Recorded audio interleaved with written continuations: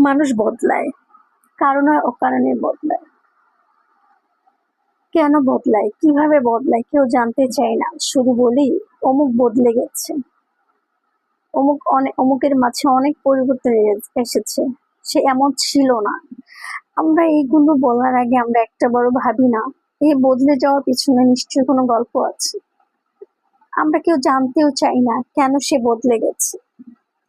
আসলে মানুষ বদলায় হচ্ছে অযত্নে। আপনি চিন্তা করেন, আপনি একটা ফুলের গাছ লাগালেন, সেই গাছে যদি আপনি পানি না দেন, যে সবুজ সতেজ গাছটা আপনি লাগিয়েছিলেন, সেই গাছটা কি আর সেরকম থাকবে?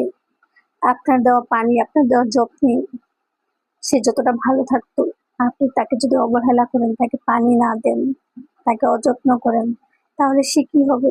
শুকিয়ে যাবে, বদলে যাবে, তার সতেজতা থাকবে না, সে শুকিয়ে যাবে। মানুষও তেমনই, মানুষ বদলে যায় অযত্নে, অবহেলায়, ভালোবাসা না পেতে পেতে। মানুষের এই বদলে যাওয়াটা আমরা নিতে পারি না। আমরা ভাবি না কেন সে বদলে গেল। আমরা তো চাইলেই পারি তাকে বদলে যাওয়া থেকে আটকাতে, শুধু তার পরিবর্তনটাই দেখি, পরিবর্তনের পিছনের গল্পটা কেউ শুনতে চাই না। আমরা এমনই।